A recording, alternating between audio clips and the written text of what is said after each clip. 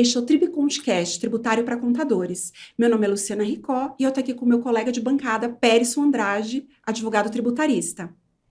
No nosso tema de hoje, nós vamos falar sobre a medida provisória 1202, que trouxe uma série de onerações tributárias para as empresas. Se você quer ficar por dentro desse assunto, curta e assista o nosso videocast. No final do ano passado, o governo federal ele editou essa medida provisória 1202, que trouxe três principais alterações. A revogação do PERSE, né? A revogação da folha de pagamento de 17 setores e as limitações às compensações tributárias. Pérez, você pode comentar? Sim, Luciana. Realmente, no final do ano passado, o governo, visando aí o equilíbrio das contas públicas, ele editou essas medidas com reflexos no aumento da tributação. Ele reonerou a folha de pagamento, que havia sido analisada recentemente pelo Congresso, foi objeto de um projeto de lei aprovado pelo Congresso Nacional, que estendeu a reoneração da folha de pagamento por mais alguns anos, né? Ela já existia, desoneração. A gente fala desoneração por quê? Porque normalmente as empresas pagam uma contribuição previdenciária de 20% sobre a folha de pagamento, sobre o pagamento de cada um dos seus colaboradores. Esses 20% para 17 setores é substituído por um percentual de 1 a 3% sobre o faturamento dessas empresas. O que faz com que esses setores, que são grandes empregadores de mão de obra, recolham, como ele tem uma massa salarial muito alta, recolham um percentual, um valor menor a título de contribuição previdenciária do que pagariam se pagassem 20% sobre o salário dos seus colaboradores. E essas empresas também ficam livres para aumentar o salário dos seus colaboradores, quando necessário, sem se preocupar em aumentar a carga tributária, pelo menos essa contribuição previdenciária. Muito bem, isso foi votado pelo Congresso, a extensão por mais alguns anos. Sim, o Congresso Nacional entendeu que é vantajoso, entendeu que é importante para a manutenção de empregos nesses setores e aprovou a extensão por mais alguns anos. O presidente Lula vetou essa extensão da desoneração da folha de pagamento. O Congresso, por maioria absoluta, né, e derrubou esse veto. E essa votação de derrubada de veto ela tem que ser aprovada pela maioria absoluta das duas casas legislativas. No caso, foi mais do que a maioria absoluta, foi praticamente unânime. Foi uma surra mesmo que o governo levou, inclusive com votos da base aliada. Então, se derrubou o veto do presidente. Então, essa matéria foi veiculada por medida provisória, não poderia, porque existe uma regra constitucional que foi criada justamente para evitar a reedição de medidas provisórias, que diz que uma matéria pendente de análise pelo Congresso Nacional, ou não analisada no prazo que existe, hoje é de 120 dias, o prazo, ela não pode ser retomada por medida provisória.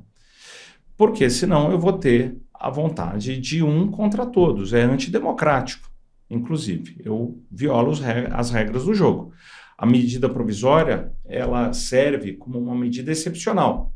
É que ela é muito, vamos dizer, utilizada no nosso sistema jurídico, mas o sentido dela é ser uma medida excepcional em que você tem uma situação urgente, relevante, que não pode aguardar a deliberação do Congresso. Então, ela gera efeitos imediatos, né? Mas deve ser corroborada pela decisão do Congresso. Se o Congresso não corrobora, porque não analisa, né? Então é aquele que a gente chama de silêncio eloquente. Uhum. Ele não analisa porque ele não quer analisar. Ou ele expressamente rejeita, isso não pode ser veiculado por medida provisória. Pode ser novamente veiculado? Pode. Como? O caminho é um projeto de lei.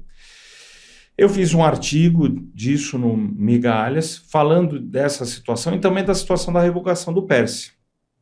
O PERSE aconteceu da mesma forma, teve um benefício que foi estabelecido, foi objeto de veto presidencial, o Congresso derrubou esse veto e agora se manda a mesma proposta que já havia sido objeto de veto presidencial por medida provisória. Eu escrevi um artigo no Migalha justamente citando esses dois exemplos e o Congresso deveria rejeitar e, se não rejeitasse, o Supremo deveria se manifestar porque realmente contraria o jogo democrático. Isso tem que ser encaminhado para o projeto de lei. Eu acho que o Haddad leu o meu artigo porque realmente, em relação à folha de pagamento, a reoneração da folha de pagamento e a revogação do PERSE são dois assuntos que foram retirados da medida provisória e foram encaminhados já por projeto de lei com urgência constitucional, para serem analisados em 45 dias. Esse é o caminho onde vai ser feita toda a negociação, e aí nós vamos fazer a análise quanto à inconstitucionalidade ou ilegalidade dessas medidas quando elas forem aprovadas pelo Congresso, e se existirem essas ilegalidades. Mas essa, inicialmente, que eu apontava já não vai existir não existe mais, porque parece que alguém do Ministério da Fazenda andou lendo o meu artigo. Em relação ao PERSE, o que eu tenho a acrescentar é que o PERSE ele é um programa especial de recuperação do setor de eventos. Ele surgiu no meio da pandemia, justamente para compensar esse setor que foi o primeiro a fechar e o último a voltar a funcionar normalmente. Né? Não sei se você se lembra, mas isso chegou até a ser criminalizado. Né? Quem fazia festa no meio da pandemia era preso. Era comum a gente ver uma imagem de jovens ali agachadinhos, a polícia passando um sabão em todo mundo no meio de uma festa, ou então as blitz do Alexandre Frota, né? Naquelas festas de socialite. Então o negócio chegou a ser criminalizado. E depois foi sendo normalizado e aos poucos, né, tinha um limite de pessoas, os restaurantes ficaram ótimos de ir porque as mesas eram bem afastadas uma da outra, hoje a gente já voltou para aquele apertadinho de sempre aqui em São Paulo. Mas foi um setor que efetivamente atendeu um reclamo e não foi voluntário, foi obrigatório, né? Lockdown foi obrigatório e fechamento desses estabelecimentos foi obrigatório. Então, eles tiveram um prejuízo que foi imposto em prol de toda a sociedade, né? E as discussões do Congresso Nacional acerca do PERSE foram exatamente nesse sentido, que deveria ser estabelecido um benefício fiscal para contrabalancear esse sacrifício que eles foram... Então, é praticamente uma indenização. Foi, inclusive, mencionado isso nas discussões no Congresso, que estão à disposição para quem quiser no site da Câmara, no site do Senado, até em áudio, né? Muito bem, mas esse benefício foi estabelecido, então, por um prazo certo, 60 meses, e condicionado. A condição é que você tivesse inserido dentro da apuração do lucro real. Então, mesmo que você tivesse condições de optar pelo Simples Nacional, não poderia. E aí, a condição que é estabelecida e o prazo certo levam a que esse benefício não pode ser revogado, ele se incorpora ao patrimônio do contribuinte. Isso está disposto no artigo 178 do Código Tributário Nacional, mas nem precisaria. Isso é direito adquirido. Eu faço um arranjo com alguém com certas condições e certo prazo. No meio do caminho, esse alguém fala, não, mudei de ideia, não gosto mais. Então, se o governo ele cria um programa e ele acha que ele já atendeu essa classe, por exemplo, da área de eventos, nesse exemplo que nós estamos, e ele quer revogar porque acha que já foi injetado ali a quantidade necessária de recursos para ter essa indenização, ele não pode fazer essa revogação? Quer dizer, ele não pode cuidar do orçamento, fazer essa revogação, e ele entende que já Ele tem suas limitações, ele tem limitações constitucionais. Uma delas é a justa expectativa de quem fechou um acordo praticamente com o governo. Se estabeleceram condições, eu aderi, e aderi porque o pressuposto era que isso duraria por 60 meses, por prazo certo. Então, nessas situações, o Código Tributário Nacional, não só o princípio da justa expectativa, da segurança jurídica, mas o Código Tributário Nacional assegura que isenções por prazo certo e concedidas de forma condicionada não podem ser revogadas. Eu não estou falando aqui de isenção, é a alíquota zero que esses contribuintes têm direito do PIS, COFINS e RPJ-CSL por 60 meses, mas a jurisprudência é bastante assente já há muitos anos de que o tratamento é o mesmo. Redução de base, redução a zero, redução de alíquota ou isenção tem que ser tratado da mesma forma. Se concedido por prazo certo e de forma condicionada, tem que ser mantido, não pode ser revogado, né? E isso, veja, foi uma política de governo, não foi uma política de governo, foi uma política de Estado. O Estado brasileiro decidiu que esse benefício, a título até indenizatório, era devido, então ele tem que ser mantido. Então, mesmo que isso venha a passar no projeto de lei que foi encaminhado para o Congresso, seja votado, seja aprovado, isso pode ser questionado judicialmente. Uhum. Porque a proposta do governo é fazer uma PERSE um pouco mais enxuta agora, né? Não do modelo que está atual, né? Ele pode fazer a PERSE que ele quiser, ele não pode mudar as condições que já se incorporaram ao patrimônio desses contribuintes, né? E aqui, o que eu sempre falo nos nossos videocasts ou nas minhas manifestações públicas, meus artigos, a gente tem que parar de criminalizar benefício fiscal, né? Ou então colocar a culpa de todas as mazelas do país em benefício fiscal. Porque o benefício fiscal ele é estabelecido de acordo com uma política pública e um interesse público. Nesse caso, muito claramente, o interesse era incentivar a retomada do setor e compensá-lo pela perda que ele foi obrigado a sofrer, né? Por quê? Porque esse é um setor que emprega muito, é um setor que é extremamente necessário, né? Só que a gente que viveu esse mundo apocalíptico de ficar em casa obrigatoriamente, as ruas vazias, a gente sabe como fez falta, né? Ir num evento, ir numa festa, encontrar os amigos no bar, no restaurante, isso fez falta para a alma das pessoas, né? E a gente não precisa só de pão e água, a gente precisa também de diversão e balé, não é? É verdade. Então, esse benefício foi estabelecido com um objetivo, ele tem que ser assegurado. Não é porque os planos do governo mudaram que mudou o direito adquirido desses prestadores de serviço. E as compensações tributárias? Porque justamente a medida provisória que foi publicada também alterou e limitou essas compensações de créditos que já foram confirmados por decisões transitadas em julgado. Quer dizer, o que fazer, né? Você poderia comentar o impacto que isso traz? Comento com o maior prazer, né? Também escrevi um artigo recente no Migalhas, também falando da imoralidade da limitação a essas compensações. Puxa, que forte, Pércio, imoral, né? É imoral, sim. Porque, vejamos, o governo, o ministro da Fazenda, o senhor Fernando Haddad, capitaneou uma iniciativa para liberar 95 bilhões de reais no mercado entre dezembro e janeiro. Isso por meio de uma ação direta de inconstitucionalidade contra uma emenda constitucional que foi aprovada durante o governo Bolsonaro. É a chamada PEC da reeleição, onde o ex-presidente ele reteve os valores de precatórios, que são créditos que as pessoas têm contra o governo, né, de qualquer natureza, inclusive previdenciário, alimentar.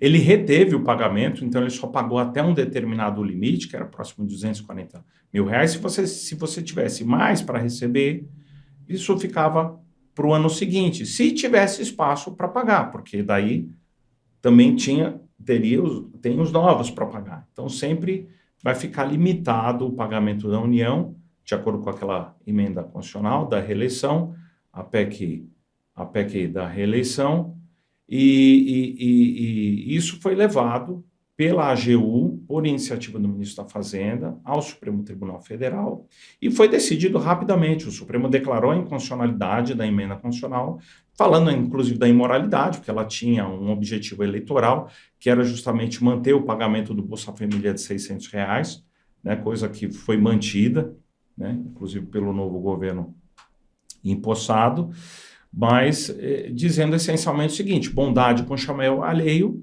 não dá. Tá? Até vovó já nos dizia, né? Isso não vale.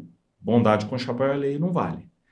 Então foi isso que foi decidido pelo Supremo, por iniciativa do governo, que moveu, e em declarações públicas do ministro da Fazenda, ele salientou que isso foi um acordo Foi acordado com o Supremo Tribunal Federal e por isso que saiu tão rápido. Então, se liberou 95 bilhões de reais e, justamente, concordo que é totalmente imoral reter pagamento, né? Nós não podemos ser o Brasil, o país dos devedores. A gente tem que colocar como regra fundamental que as pessoas têm que cumprir com seus compromissos, inclusive o governo. Entendo que é inconstitucional e tinha que ser liberado. Agora, por outro lado, daí se solta essa medida provisória, onde quer se limitar justamente a devolução de pagamentos indevidos feitos pelos contribuintes. Por que são as compensações tributárias? São processos onde os contribuintes obtiveram reconhecimento da ilegalidade, inconstitucionalidade de pagamentos que fizeram a título de tributos. Isso gera um crédito compensável que ele pode utilizar para pagar tributos vincendos. Então, as empresas, elas optam por fazer a compensação ao invés de pedir um precatório, como podem fazer. Pedir um precatório para ser pago a partir do exercício seguinte. Pela regra constitucional, se o precatório entra até 1º de abril, ele é pago no exercício seguinte, né? Se ele entra depois dessa data, ele entra 2 exercícios seguintes, mas ele tem data certa para ser pago, né? E foi isso que o Supremo analisou por provocação do governo. Esse prazo é sagrado, não pode ser ultrapassado. Então, eu, empresa, falo, não, eu vou fazer as compensações, porque eu já aproveito de imediato, não preciso aguardar o orçamento da União. Então, quando eu faço isso, eu prevejo que eu vou receber antes do que se eu fizesse o precatório. Só que tinha uma pandemia no meio do caminho. Então, essa pandemia reduziu a atividade econômica e reduziu as compensações possíveis. Então, tem uma série de empresas que estão com uma montanha de créditos, né?